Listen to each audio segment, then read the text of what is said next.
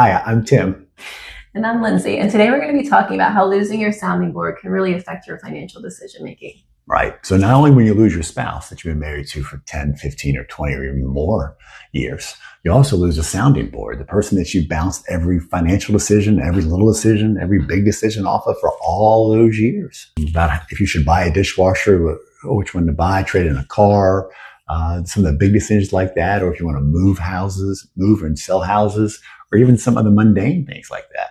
You shared your life with somebody for so long, and you probably called them or texted them or however you communicated, sharing every detail of your day, including financial decisions. So we're just going to walk you through that today.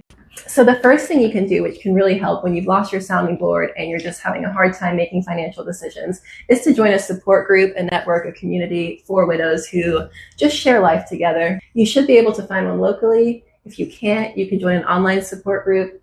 We actually have one that is available, and I will link it here. So you can join that and just share your life with people that know exactly what you're going through. Yeah. Or it could be a friend that is recently going through the same stage of widowhood that you are. Meeting people online can be scary, but at the same time, you really can form very genuine connections. Yeah. Sometimes people want to use their family.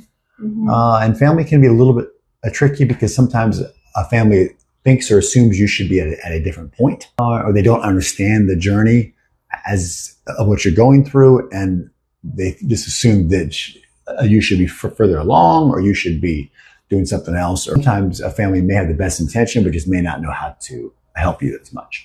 Yeah, exactly. And it's people really will try and understand where you're at, but no one can really understand it like another widow. So it's super important, if you can, to try and connect with other widows in your area, or like we said, online. So the second thing you can do is increase your knowledge through different financial literacy resources, online courses. There are books, there are videos like this one, through different social media apps. All you really need to do on any of those things is just get in the search bar and type any specific financial literacy question you have, group you're looking for, and you should be able to find some good resources. Yeah. The cool thing about Google or YouTube or anything like that is you can say, how do I make a budget? Or how do I buy a dishwasher? Or how do I sell a car? Or how do I know I'm getting a good deal? Or what is the interest rates currently? All these type of things you can Google, and they will tell you what the current rate is.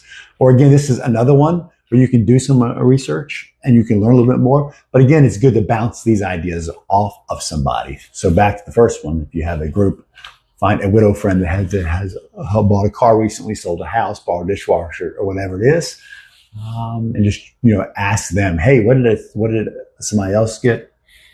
What was good about it? Or what did you like about it? So just stuff like that. Next thing you can think about doing is creating a decision-making framework. So what do we mean by that, Lindsay?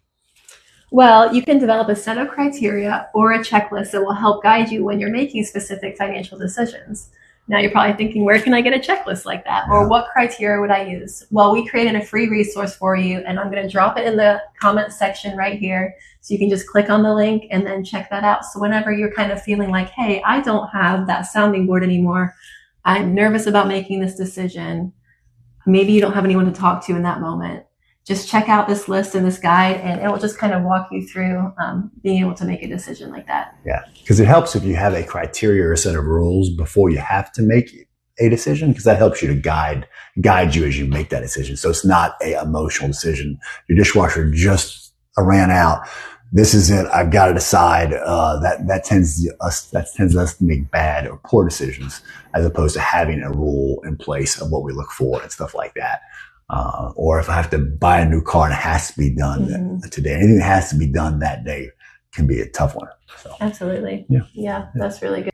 So the fourth thing that you can do when you just feel like you need a sounding board or someone just to give you an objective perspective is to seek the help of a financial professional. Yeah, so someone that does your taxes for you, a CPA, someone that is your financial advisor that helps you with investments or budgeting.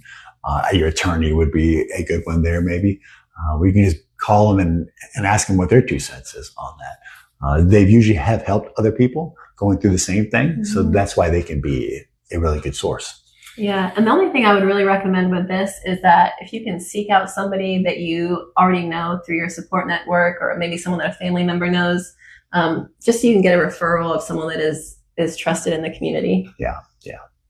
Or ask a widow friend, if that's another way of doing it.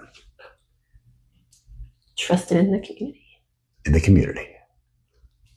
Because we're here for you. We've got you.